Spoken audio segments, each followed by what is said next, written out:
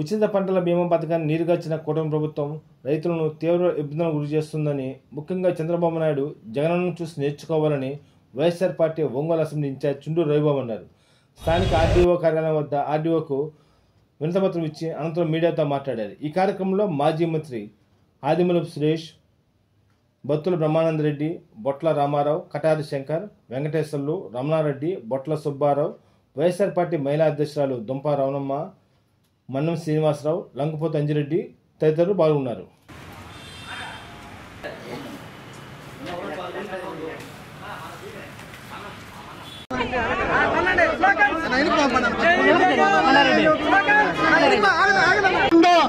ధరలు అమాంతం పడిపోయినటువంటి పరిస్థితి ఈ ఆంధ్రప్రదేశ్ లో చూస్తున్నాం. కానీ ఈ మొత్తం మీద పోతున్నటువంటి ఇన్ఛార్జి చుండూరు రవిబాబు గారికి, అలాగే మేరుగు చంద్రనాథ్ గారికి ఇవాళ డబల్ 2 రెట్లు ఎక్కువగా మార్కెట్ లో అమ్ముడుపోతుంది. సబ్సిడీ యూరియా బ్లాక్ మార్కెట్ కి ఎందుకు పోయిందో అరికట్టాలని నీ దగ్గర యంత్రాంగం ఉండి కూడా చూడనట్టుకున్నావు. భావన ఈ ప్రభుత్వానికి పేదలంటే ఒక చులకన భావన, ఈ ప్రభుత్వానికి సంక్షేమం అంటే ఒక చులకన భావన.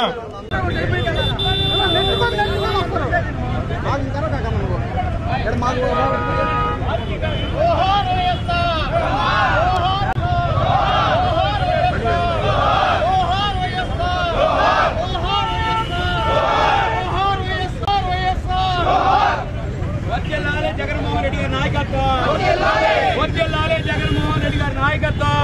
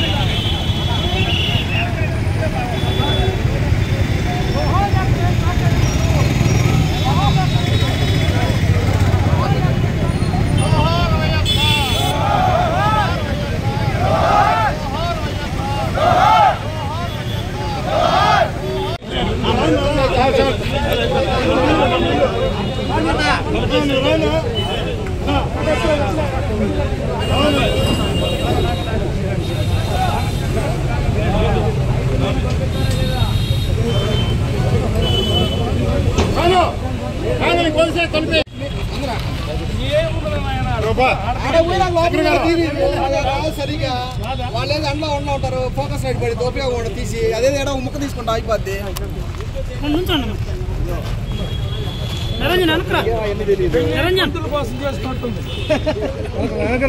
ఇంక ఎవరు చేసిన అదే కెమెరాల కోసం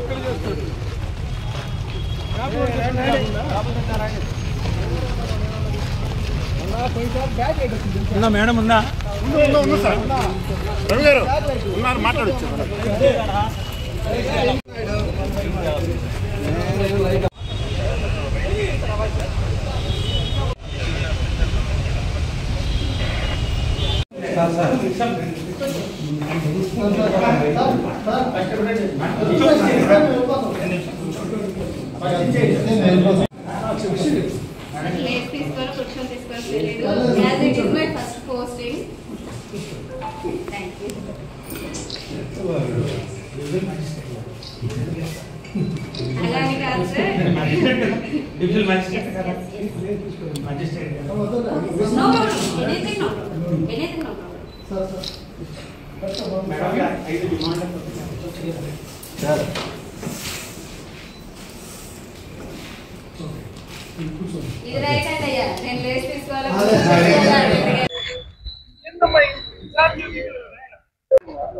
వర్షాలు పడి కాలం కలిసి ఇవాళ డ్యాముల నిండా నీళ్లు నిండితే సాగు చేసుకునే సమయాన ఎరువుల కొరత కృత్రిమంగా సృష్టిస్తుంది ఈ ప్రభుత్వం.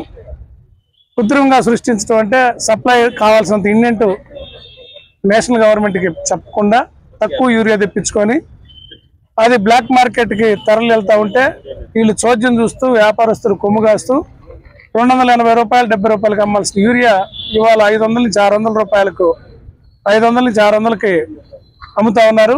మళ్ళీ బస్తాకి ఇంకొక బస్తా కాంప్లెక్స్ ఎరువులు పోటీ పెట్టి దాన్ని కూడా అధిక ధరతో అమ్ముతా ఉంటే తెలియనట్టుగా ఈ ప్రభుత్వం ప్రవర్తిస్తూ ఉంది. ఇది రైతులకు వ్యతిరేక ప్రభుత్వం. ప్రతి దాంట్లో నిర్లక్ష్యం చేసినట్టుగానే యూరియా కొరతని ఆదిలోనే ఈ సంవత్సరం వాళ్ళు ఫెయిల్ అయ్యారు.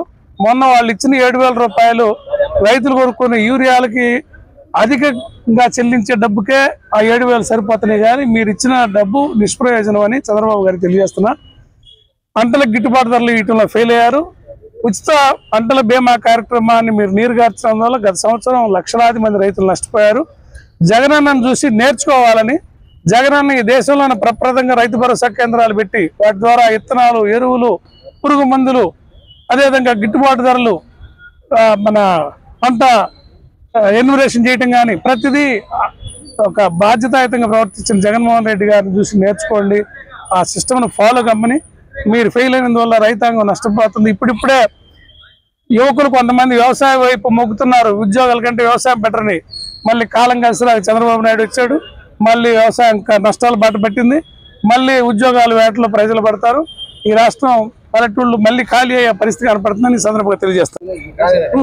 అన్నిట్లో కూడా అవినీతిమయమైపోయి ఇప్పుడు చివరకు వ్యవసాయ రంగంలో కూడా ఈ అవినీతి పాకింది. అచ్చెన్నాయుడు గారు గతంలో అవినీతి ఆరోపణలు ఎదుర్కొన్న విషయం మనకు తెలుసు. ఈ మధ్య కాలంలో వ్యవసాయ యాంత్రికన పనిముట్లు అమ్మకంలో కమిషన్ ఇవ్వలేదని జనరల్ మేనేజర్ మార్చినటువంటి ఉదంతం మనం చూస్తా ఉన్నాం. ఈరోజు రైతాంగానికి అవసరమైనటువంటి ఎరువుల్ని ఖరీఫ్ సీజన్ మొదలైన వెంటనే దాన్ని గుర్తించి డిమాండ్కు తగ్గ సప్లై రెడీ చేసుకోవాల్సింది పోయి 3 నెలలు కుంభకర్ణ నిద్రపోయారు. తీరా ఈరోజు పంట పొట్ట మీదకి వచ్చి ఈరోజు ఎరువులు అవసరమైతే ఈరోజు ఇదిగో ఆ ఎరువులు మేము ఇస్తాం, ఎక్కడ ఎరువుల కొరత లేదని చెప్పి బుకాయిస్తూ ఉన్నారు. మేము ఒకటే వాళ్ళని డిమాండ్ చేస్తూ ఉన్నాం, ఈ రాష్ట్ర ప్రభుత్వాన్ని, నిజంగా ఎరువుల కొరత లేకపోతే మీరు నిజంగా రైతాంగానికి వారికి అవసరమైన మేర మరి ఎరువులు అందిస్తే ఎందుకు రైతాంగం అంతా రోడ్డు మీదకి వచ్చారు? ఎందుకు ఈ యొక్క సొసైటీల ముందర, మార్కెట్ కమిటీల ముందర మరి పెద్ద ఎత్తున బారులు తీరి పొద్దున్నే 5 గంటలకు లేచి వచ్చి ఎండ పొద్దు వరకు ఈరోజు రైతాంగం ఎదురు చూస్తూ ఉన్నారు? ఎందుకు ఈరోజు చంద్రబాబు నాయుడు గారు ఈరోజు ఆర్టీఏ చేసిన కంప్యూటర్ల ముందర కూర్చొని ఈ ఎరువుల కొరత లేదని చెప్తే అవుతుందా? ఈ రాష్ట్రంలో 40% కొరత ఉంది. లక్షల మెట్రిక్ టన్నుల ఎరువు ఇంకా అవసరం ఉంది. ఆ ఎరువులు ఎంబడే తక్షణమే వాళ్ళు సప్లై చేయాలి. 50% ఏదైతే మార్కెట్కి ఇవ్వాలో అది ఇవ్వట్లేదు. మరి ఈరోజు మరి జగన్మోహన్ రెడ్డి గారి ప్రభుత్వం ఏ విధంగా అయితే రైతు భరోసా కేంద్రాల ద్వారా 50 రూపాయలకు తక్కువ అందించారో అదే విధానాన్ని అవలంబించాలి. బ్లాక్ మార్కెట్ల మీద కఠినమైన చర్యలు తీసుకోవాలి. మద్దతు ధర ప్రకటించాలి. ఈరోజు ఉచిత పంటల బీమా పథకాన్ని పునరుద్ధరించాలి. అకాల వర్షాలకు ఎక్కడైతే పంట నష్టం జరిగిందో వారి ఎన్యూమరేషన్ చేసి ఇన్పుట్ సబ్సిడీ ఇవ్వాలి.